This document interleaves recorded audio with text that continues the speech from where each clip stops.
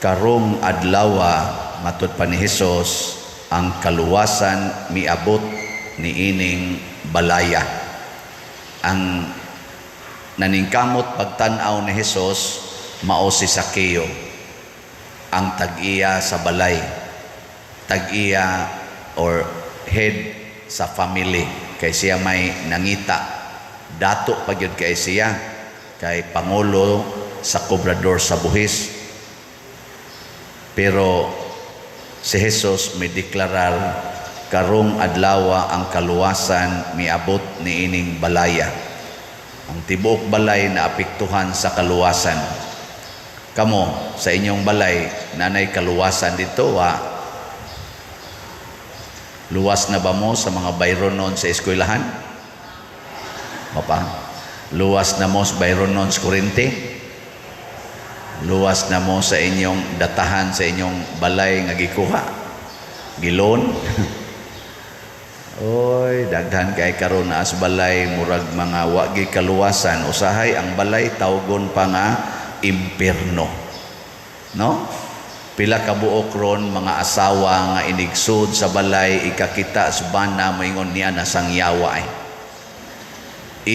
pila ka buok ginikanan nga inigtan-aw sa mga anak kamong mga animala mo. Ang nakitaan sa balay mga yawa, animal, piste, sa pay dihay ipangyaw-yaw. No? Hilingi ay mong tupad na kumusta inyong balay na ikaluwasan? Ang wa mulingi maaway kaluwasan. Nganong niabot man ang kaluwasan kay misulod si Hesus sa balay. Nganong nisulod man si Hesus sa balay kay daningkamot si Sakeo bisan pa sa iyang mubo siya, di siya kakita ni Hesus kay si Hesus gialirungan mas mga daghan kaing tao nya mubo man si Sakeo bisan kung sao niya ambak-ambak di magisya kitang Hesus. Nihimo siya og extra mile matud pa sa istorya. Misaka siya sa kahoy, sunan ka dato kay kastanan niya musaka kas kahoy muna reward sa iyang pagpakauwaw sa iyang kaugalingon, pagpaubos niya sa iyang kaugalingon nga mura siya ordinaryong tao, mura siya bata nga kanang mga batanon ba nga buwagi pag way kawili bang sakalas kahoy. Uwaw man kaito para sa usa ka dato nya head pagyud sa mga tax collectors pasabot BIR commissioner baron nya musakas kahoy kay mutan-aw lang padersiano di pwede, di na pwede mo na kinsa go taong katawhana ka, no? Nihimo mag extra mile. Ingo si Jesus dili lang tan-aw ning imong mahitabo ron adto jud ko kaon sa inyong balay, musaka ko dito. Pagsud gyud ni Hesus na sinati ni Sakeo ang gitawag og divine satisfaction. Diyos nun nga katagbawan nga matud pang San Pablo sa ikaduhang pagbasa, kanunay ming nagampo alang kaninyo mga taga Tesalonica nga matagbaw unta mo sa inyong pagpangandoy sa Ginoo. Di ba naman ay giingon sa divine kanang 8 beatitudes, bulahan kamong naningkamot sa pagpangita sa Ginoo kay iya mong tagbawon. Na sinati na ni Sakeo, tagbawon mo sa Ginoo. Na, musta mamuros yung kinabuhi, tagbaw na mo o kuwang pa? Kamong mga tiwasonon, kumusta man? Tagbaw na mo o kuwang pa? Kamong mga bana nga niya dinhi, isas kamot, kinsay tagbaw kay sa inyong asawa, tas kamot. Karena wala na jud kay pangitaon ba di nakamatintalan ng kabit-kabit kanang nantanaw-tanaw porn kay tagbaw jud kay kasi mong asawa na wa gini isa. Sige atong balihon. Kinsa din ni mga asawa nga tagbaw jud kay satisfied jud kay sa inyong bana ug makaingon ka wala na akong hahanapin pa. Kita sa ana ini isa duha ka buk kamot. But na pa ba ka na ibana murag wa nang tingin na ibana. So Luos lang tagreklamo eh. Kinsa dinhi mga ginikanan nga tagbaw jud kay mo sa inyong mga anak. Sige tawag taas sa gawot. Kanang di na jud ka magyaw-yaw ba, di na jud ka masuko, di na ka magsigi og pamadlong kay tagbaw lagi kay ka.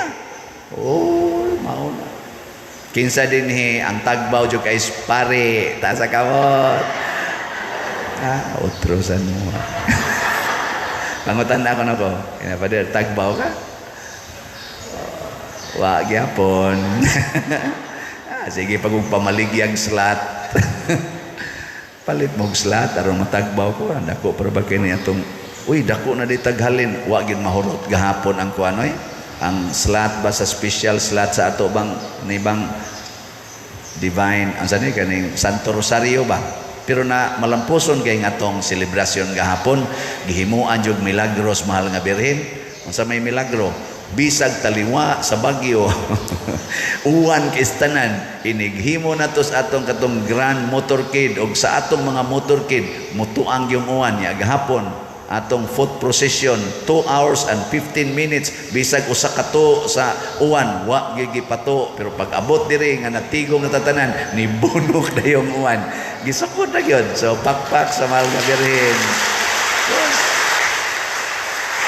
Tagbaw kay taani. Usa ra gyud akong gamay nga problema gahapon nga naman tan-aw nakos na nambong diri wa kaabot og 700 ka tawo. Katubang ni abot gyud diri ba sa prosesyon wa gyud kaabot og 700 kay nanguli namang uban ana. Ang atong pagkaon nga pack meals balit og 1,000 ka packs, wa ka distribute sa katunga, nahurot ang pack meals. Mao toy dako-dakong milagro nga sobra ang pagkaon, nahurot ang kang Kristo. Lahi man to 5,000 ka tawo, 5 kapan, wa mahurot, nasubraan. Ang ato gahapon, 1,000 ka pack meals, wa kabot 700 ka tawo, wa kapakaon sa katunga, nahurot ang pack meals. Motoy usas mga milagro nga nakasaka ko taas, nga sige kong hinuktok Ginoo nganong nahurot man. Niya dito daghan pa kayong tao, wa na pa din, wa na. Naku ha, wa na. Nganong wa naman, so wa na lagi. Ana, sa kakustaas na malandong ko, Lord, nganong nahurot man. Siya, daghang mga yawanon ni apila. Sus, mga way batasan, ngadto kuno dito sa mag-distribute sa pakbil, imbis usaray kuhaon, gipang alsa tong naang ka na mga plastic nga naitagilma kabuksod o gilakaw. Kinsa di mahurot ana. Ambo tinuod ba? So okay ba no? So katong nagbuhat ana impirnohono na mo. Pasabot daghan ang wa kasinati sa divine satisfaction. Kay kung makasinati na ka sa divine satisfaction sama ni Sakeo, sa una sa tax collector pa siya nga wa siya kasinati ni Jesus, hakop gyud kwarta gyud kwarta. Ana magina mga tax collector, hakop gyud ana. Oh. Pero pag kasinati niya ni Jesus, unsay iyang gideklarar, Ginoo, katunga sa akong bahandi, ihatag nakos mga kabos. Ug kun doon ako'y gitikasan, kay daghan man sad siya gitikasan, ulian akong 4 ka pilo. Unsay nahitabo ni Sakeo, imbis ang iyang concern to satisfy the self, ang iyan ang concern pagkasinati niya ni Kristo sa divine satisfaction from God, ang iyan ang concern to satisfy others. Na. Karon sa inyong pangandoy, to satisfy yourself or to satisfy others? Ang pagtagbaw sa imong kaugalingon o pagtagbaw sa uban? Sige, pangutan na imong tupad. Naasa man ka ana? Kaugalingon o laing tao? Kinsa imong tagbahon ron? Oh, ana. Mao na siya. Maghuna-huna na taslain. Motong niingon ko gahapon sa akong closing remarks. Kanus apaka makaton nga dili kang musugod og kaon basta naapay mga tao nga wap akakaon. Nanguli ang way kaon kagabi. Gisakitan kay ko isip parish priest, isip amahan. Motong wa gyud ko mutilaw og kaon hangtod nakakaon ang tanan. Hapit na lang moabot alas 12 gabi, wap ako'y kaon. Kay galungag pata dire, kay doon na pa'y mga 50 or 40 kabuk, wap akakaon. Wasad ko ni kaon. Maban gani, nangaguol na to. Pader, amo ning gilain para imo. Kanana ninyo diha.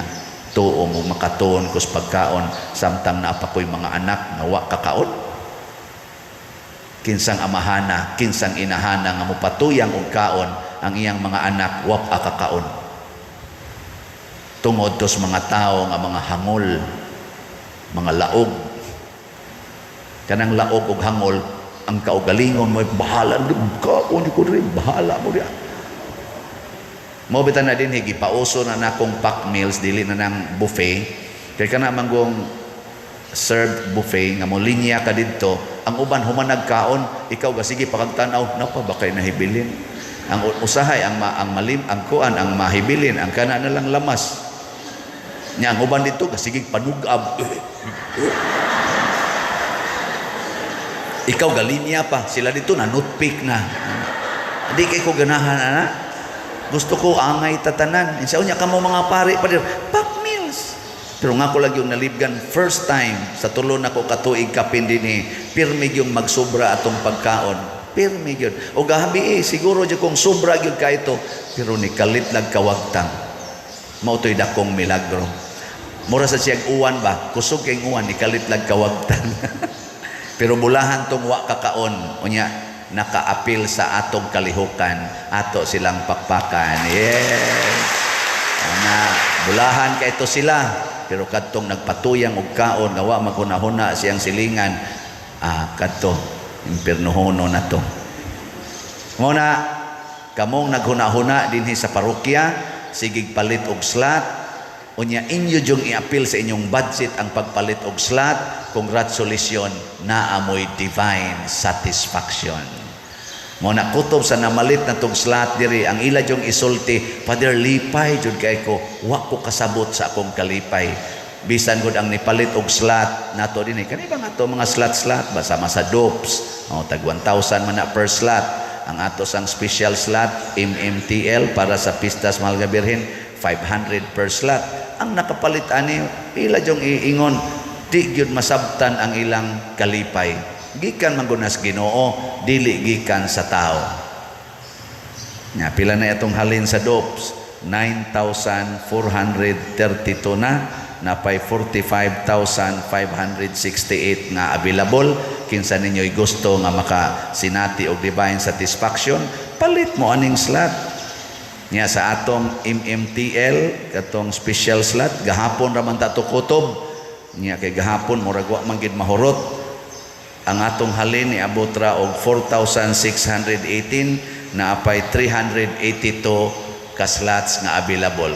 Gusto ni ninyong hotdon, karon na lang ni kutob. So atong pakpakan ang namalit. Di ba? Naa na to sila'y divine satisfaction. Nganong moingon man ko nga dili makalipay kung ang atong kaugalingon ang atong tagbaon og mangita tagkalipay aning kwarta kaning mga taos kalibutan. Nganong di man makatagbaw matud pa sa Book of Wisdom diri sa unang pagbasa nato karon, ang tibuok kalibutan murarag usa ka lugas bas ikumparar sa Ginoo. One piece of sand ang atong tibuok kalibutan. Nya kay kita kauban man tas kalibutan. Kaning kalibutan karon bisan sa number of persons lang, ayaw pa ng number of trees, number of animals, number of persons lang, 7 billion na gud takapin. Kanang usa ka lugas bas, pinupinuha kuno na nga moabot og 7.2 or 7.5 billion ka pieces. Mahimo ninyo dili? Unsay mahitabo sa bas kung pugson gid nimo nga mahimo siyang 7.5 billion pieces? Unsay mahitabo sa usa ka lugas nga bas? Wa na kay makita. Microscopic na, hastang microscope di nakakita. Purti na yung pinuha. In short, it becomes nothing. We are nothing. Nya mangayo kag kalipay og satisfaction from nothing, way kapuslanan. Muna, kabong mga asawa, maka-experience ra mo og kanang kitawag og complete satisfaction sa inyong bana basta magsigi mog higugma sa inyong bana, di mo magsigig pangayo o gugma gikan sa inyong bana. Kamusang mga bana, masatisfy rasad mo sa inyong asawa basta magsigi mog hatag o gugma sa inyong asawa, dili magsigig pangayo o kalipay gikan sa inyong asawa. Kay unsa ra gyud ikahatag ana nga kalipay, dali man kay nang muluod ang naong ana. Magyaw-yaw la na. Muidad la nag mga 60, 50, niya 30, 40 na mo katuig atipon, luod na kay nagnaong.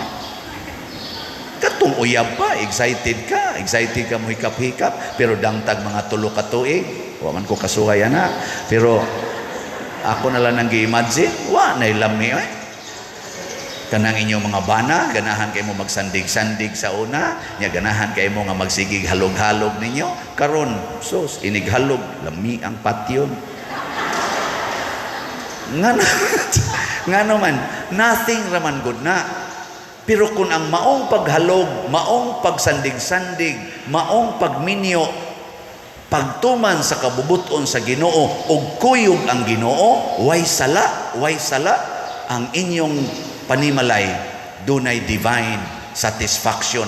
Maapil pa ng inyong mga anak o kasatisfy, dili magmahay-mahay sa kalibutan, di sad mahitumpawak sa kadautan, because God is there.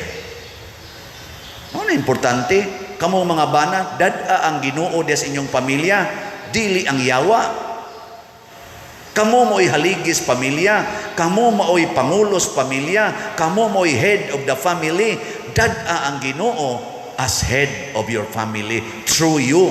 Dili kay ang yawa mo'y muhead diha hangtod mga guba ng kalibutan ug muhari na ang yawa. Mao na ni gipanghatagan na tagdaghang kalamidad, natural o human-made calamities nga nipatay rog daghang kinabuhi. Kanilang bagyong pai, pila na kabuk patay karon. Nganong wa na may makasagang aning mga calamities o kaning mga tragedies, sicknesses, nganong wa na may makasagang, kay wa na ang Ginoo nato pasudlas atong balay, dili pareha ni Sakeo. So we need to become another Zacchaeus in our lives. Pasudla ang Ginoo. Unsa man pagbuhat, ang atong tubag sa Salmo nagkanayon. Unsa to? Wala ba katubag ay parihata. Dahigon ko ang imong ngalan sa kahangturan, akong hari ug akong Dios. Ang ato ra gyung dahigon, ang Ginoo ra gyud. Hangtod ta mga matay. Ayaw nagdahiga ang imong asawa, ayaw dahiga ang imong bana. Unsaon man pagsulti, dahigon ko ikaw Ginoo, nga gitagaan ko nimo bana. Bana nga nangabit. Dahigon ko ikaw Ginoo, kay gitagaan ko nimog asawa, asawang nangabit. Pero asawa gyapon. Total wa man ka mangayo dito kalipay sa imong asawa. Ang Ginoo may imong tighatag og kalipay. So ang asawa nimong nangabit nga giyawaan, imong tagaag kalipay. Dahigon ko ikaw Ginoo, nga imo kong gitagaan og mga parokyano nga minos kay hug sa kolekta. Apan ako ning tigumon og ipahaom sa imong simbahan. Salamat kay Ginoo. Daygon ko ikaw tungod ani nila. O di ba? Gabi nakaingon ko, daygon ko ikaw Ginoo kay nakahimo kog instant fasting. Tungod sa mga buangon kong parishioner. Ambot lagag tinuod ba? Ila na ba? Sumasatisfy jud ka. Igtanaw nimo sa amin, dahigon ko ikaw Ginoo, nga gitagaan ko nimog naong piyanga kay ilong, katag pa jud kay kilay, pero di ni nako kiskisan tungod kay imo ning design. Di ba? Iniglakaw nimo dito, yung katag lagi na imong kilay dahil sa design of the Lord. Di ba? Kisa pa may mulalis anak. Haladay, daghan lagi ng uban imong buhok, guwang nakikatanaon. Yan siya, hinimo nis Ginoo. Daygon ang Ginoo. Di ba? Pero giging mo, hinimo ni parlor, hala, bati lagi na pagkahimo. Unsa may gigamit ana, oy, dito unta ka tong parlor, sama uba, hala no. Ma-insecure dayon ka. Hala day, wala lagi magtupong ng imong kilay. Ang uba diri, taas diri, ang diri gamay ro. Hala no, asam tagsamin din mo. Dagan ka, ma-insecure ka. Pero wa mag-angay imong kilay, pero daygon ang Ginoo, tungod kay say gahimo, relax kay ka. Bisag ingnon pa ka, hala day, wa na lagi kay kilay. Siya, ang Ginoo mo'y naghatag, ang Ginoo mo'y nagkuha, daygon ang ngalan sa Ginoo. Di ba na sa Bible? The Lord giveth, the Lord taketh, blessed be the name of the Lord. Nung suko mamuna ako. Sige, lingi ay mong tupad. Ing na, muuyon ka ng Father, dili. Sige na, lingi ba? Na muuyon ka, Father? Sige, ang muuyon, manindog ta.